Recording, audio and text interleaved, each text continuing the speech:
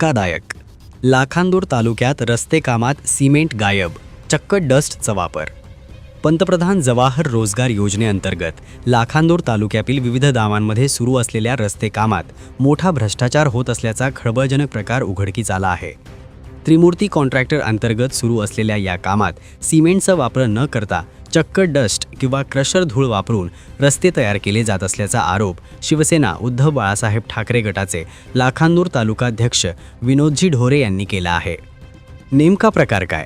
मिळालेल्या माहितीनुसार मांडळ, गुंजेपार, जुनी बोथली, सरांडी बुद्रुक, ढोलसर, राजनी आणि कराडला या गावांमधील रस्ते कामांना मंजुरी मिळून प्रत्यक्ष कामाला सुरुवात झाली आहे. मात्र कंत्राटदाराकडून नियमा धाब्यावर बसवून अत्यंत निकृष्ट दर्जाचं साहित्य वापरले जात आहे. रस्ता मजबूत होण्यासाठी सिमेंट आणि खडीचे ठराविक प्रमाण असणं आवश्यक असताना या ठिकाणी केवळ डस्टचा वापर करून जनतेच्या डोळ्यात धूळफेक केली जात आहे. विनोदजी ढोरे यांनी घेतली दखल. या गंभीर प्रकरणाची माहिती मिळताच विनोदजी ढोरे यांनी स्थानिक ग्रामस्थांसह कामाची पाहणी केली. रस्ते कामाचा दर्जा पाहून त्यांनी तीव्र संताप व्यक्त केला. शासनाचा कोट्यवधी रुपयांचा निधी अशा प्रकारे निकृष्ट कामात वाया घालवणे हा जनतेचा अपमान आहे. कंत्राटदार केवळ स्वतःचा नफा पाहत असून प्रशासनाचे याकडे दुर्लक्ष होत आहे, असे ढोरे यांनी यावेळी म्हटले. प्रशासनाला इशारा.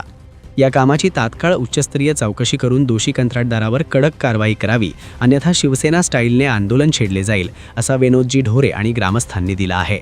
या प्रकारामुळे संपूर्ण तालुक्यात खळबळ उडाली असून संबंधित विभागाचे अधिकारी यावर काय कारवाई करतात याकडे सर्वांचं लक्ष लागले आहे. माझे नाव विनोद दागोजी ढोरे, मुक्काम पोस्ट सरांडी बुद्रुक, तालुका लाखांदूर, जिल्हा भंडारा. शिवसेना तालुका प्रमुख म्हणून लाखांदूर तालुक्यामध्ये मी काम करत आहे. आज खरं पाहता ह्या त्रिमूर्ती कॉन्ट्रॅक्टच्या म्हणजे ज्या ठिकाणी पूर्ण मटेरियल तयार होत आहे त्या ठिकाणी आम्ही संबंधित कार्यकर्ते आले असता असं निदर्शनास आलेलं आहे की ह्या त्रिमूर्ती कन्स्ट्रक्शनद्वारे कमीत कमी लाखांदूर तालुक्यातील 6 रोड तयार होत आहेत आणि बाकीच्या तालुक्यामध्ये सुद्धा जवळपास 4 ते 5 रोड तयार होत आहेत. आता याच्यामध्ये असं निदर्शनास आलेलं आहे की ह्या ठिकाणी मटेरियल जो तयार होत आहे तो पूर्ण राखणीद्वारे तयार होत आहे. याच्यामध्ये कसल्याही प्रकारचा सिमेंटचा वापर केला जात नाही.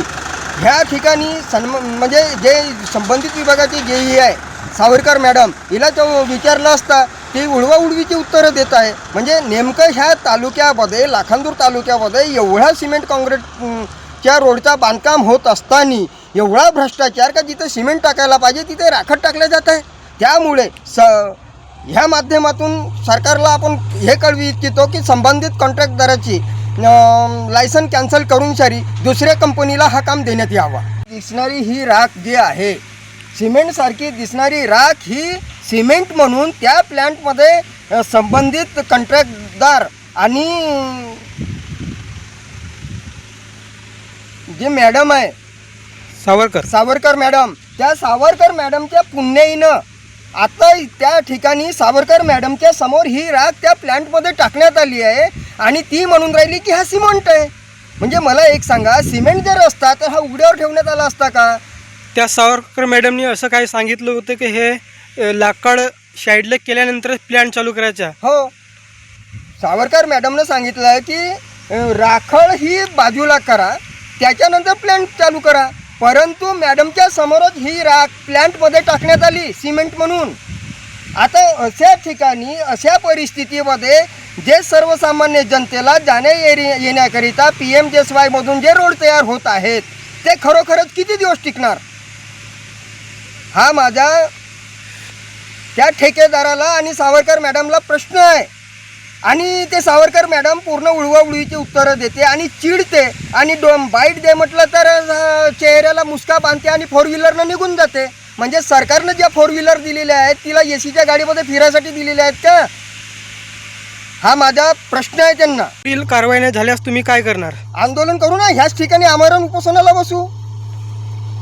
म्हणजे एवढा बोगस काम चालू आहे की साला विचार येऊन राहिला माणसाला की हे पूर्ण राखळ म्हणजे राखळ त्या ठिकाणी राखळीचा ढग आहे. 5-50 ट्रक राखळ बसले आहे. JCBच्या साहाय्याने ह्या मशीनमध्ये आणल्या जाते आणि हे सिमेंट म्हणून तिथे त्याचा वापर केला जाते.